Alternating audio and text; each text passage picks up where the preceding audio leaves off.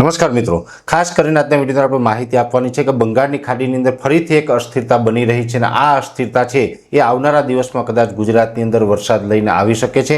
કઈ તારીખથી આવશે, શું થશે એની સંપૂર્ણ માહિતી આપું એ પહેલાં આપણે એ પણ જણાવી દઉં કે આવતીકાલે આપણે એક ખેડૂત મિટિંગનું આયોજન કરેલું છે, એટલે કે તારીખ 12 સપ્ટેમ્બર 2025 અને શુક્રવારના રોજ સમય છે સાંજે 4:30 કલાકનું મિટિંગનું સ્થળ છે મા અમરધામ આશ્રમ, ચાડીકા ડુંગર, માલકનેસ રોડ, ગામ ડેડાણ, તાલુકો ખાંભા અને જિલ્લો અમરેલી। તો આ ખેડૂત મિટિંગની અંદર આપણે ઝેર મુક્ત ખેતી અને હવામાન વિશેની વિશેષ ચર્ચાઓ કરવાની છે। દરેક ખેડૂત ભાઈઓને આ મિટિંગમાં પધારવા માટે મારું ભાવભર્યું આમંત્રણ છે। હવે ખાસ કરીને જોવા જઈએ તો આપણે 4 થી 8 સપ્ટેમ્બરનો એક વરસાદી રાઉન્ડ આવ્યો, જો કે એ સાર્વત્રિક વરસાદનો રાઉન્ડ હતો। ગુજરાતના 80 થી 85% વિસ્તારની અંદર ખૂબ સારા વરસાદ થયા છે। અમુક વિસ્તારમાં ઓછા હશે, 15-20% વિસ્તારમાં તો 4 થી 8માં બિલકુલ નથી, પણ ખાસ કરીને સાર્વત્રિક રાઉન્ડ હતો ને એમાં પણ અમુક વિસ્તારની અંદર અતિવૃષ્ટિ જેવા પણ વરસાદ નોંધાયા છે, એટલે કે 12 થી 15 ઇંચ સુધીના પણ વરસાદ એ રાઉન્ડમાં નોંધાયા છે। એટલે 4 થી 8 તારીખનો જે રાઉન્ડ પૂર્ણ થયો ત્યાં સુધીમાં રાજ્યની અંદર એવરેજ 96% વરસાદ છે એ વરસી ચૂક્યો છે।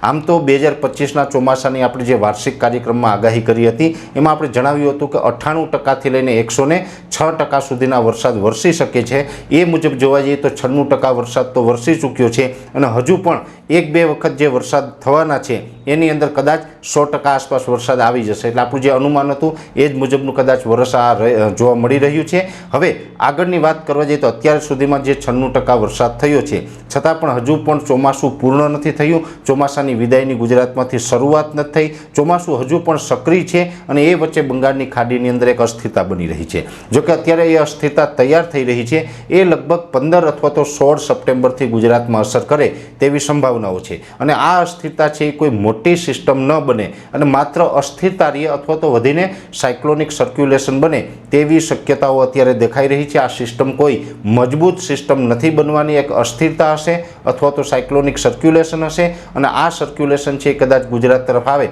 તેવી શક્યતાઓ છે। જોકે આ સર્ક્યુલેશન નબળું હશે, અતિ ભારે વરસાદ કે સાર્વત્રિક વરસાદ થાય તેવી સંભાવનાઓ નથી, પણ 15 તારીખથી લઈને 20 તારીખ વચ્ચે રાજ્યના લગભગ 40-50% વિસ્તારની અંદર છૂટાછવાયા અને મધ્યમ વરસાદ થાય, 1 થી 2 ઇંચ, અમુક વિસ્તારમાં 2 થી 4 ઇંચ સુધીના વરસાદ પડે તેવી શક્યતાઓ છે। અને ખાસ કરીને વિસ્તાર વાઇઝ વાત કરવા જઈએ તો આ 15 થી 20 તારીખ વચ્ચે લગભગ એવું લાગી રહ્યું છે કે દક્ષિણ ગુજરાતના છૂટાછવાયા વિસ્તાર, સૌરાષ્ટ્રના છૂટાછવાયા વિસ્તાર અને ઉત્તર ગુજરાતના જે છૂટાછવાયા વિસ્તાર છે આ ત્રણેય રિજનની અંદર આ વરસાદ જોવા મળે તેવી શક્યતા અત્યારે માની રહ્યા છે। જોકે આ લાંબા ગાળાની વાત છે, પણ આ જે અસ્થિરતા છે બનીને ગુજરાતથી નજીક આવશે ત્યારે પછી પરફેક્ટ આપણે વધારે ખ્યાલ આવશે કે કેટલા વિસ્તારમાં અસર કરશે। પણ એટલું ચોક્કસ છે કે 15 થી 20 તારીખમાં ઘણા ટાઈમથી આપણે લાંબા ગાળાથી એક અનુમાન આપી રહ્યા હતા કે 15 થી 20 તારીખમાં વરસાદની સંભાવનાઓ છે, એ જે સર્ક્યુલેશન છે એ અત્યારે બંગાળની ખાડીની અંદર બનવાનું ચાલુ થઈ ગયું છે। આજે 11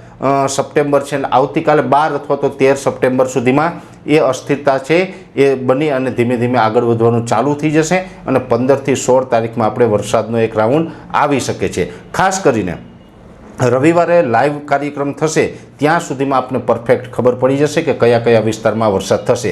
પણ અહીંયા એક વાત ચોક્કસ છે કે આ વરસાદ છે એ સૌરાષ્ટ્ર, દક્ષિણ ગુજરાતના અને ઉત્તર ગુજરાતમાં કદાચ આવે અને આ વરસાદ છે એ થોડોક તોફાની હશે, એટલે કે આમાં ગાજવીજ અને પવનનું પ્રમાણ છે એ થોડુંક વધારે જોવા મળશે। બીજા નંબરની વાત એ છે કે આપણે જૂન, જુલાઈ, ઓગસ્ટ અને જે સપ્ટેમ્બરનો પ્રથમ અઠવાડિયું હતું પ્રથમ રાઉન્ડ આવ્યો એ દરમિયાન જે વરસાદો પડ્યા એમાં હવામાન ઠંડુ થતું હતું, પણ હવે જે વરસાદો પડશે એમાંથી હવામાન ઠંડુ નહીં થાય। અત્યારે જે પ્રકારે એક ગરમી ઉકળાટનો માહોલ છે અને તાપમાન પણ ઊંચું છે એ તમામ જે પરિસ્થિતિ છે એ રાબેતા મુજબ રહેશે। જે વિસ્તારમાં વરસાદ પડશે એ વરસાદ દરમિયાન કદાચ તાપમાન થોડુંક નીચું આવે, પણ ગરમી ઉકળાટ ને બફારામાંથી આપણે સમગ્ર સપ્ટેમ્બર મહિના દરમિયાન કોઈ રાહત મળવાની નથી, જેની દરેક મિત્રોએ નોંધ લેવાની છે। એટલે આ એક મોટા સમાચાર એ છે કે લાંબા ગાળાનું અનુમાન તે મુજબ અસ્થિરતા બની રહી છે અને આવનારા દિવસમાં ફરીથી વરસાદનો એક નવો રાઉન્ડ આવી રહ્યો છે। વિશેષ માહિતી છે નેક્સ્ટ વિડીયોમાં આપવામાં આવશે। અત્યારે આ વિડીયોની અંદર એટલું જ।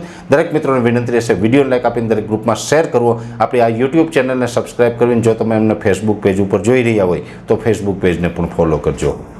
નમસ્કાર।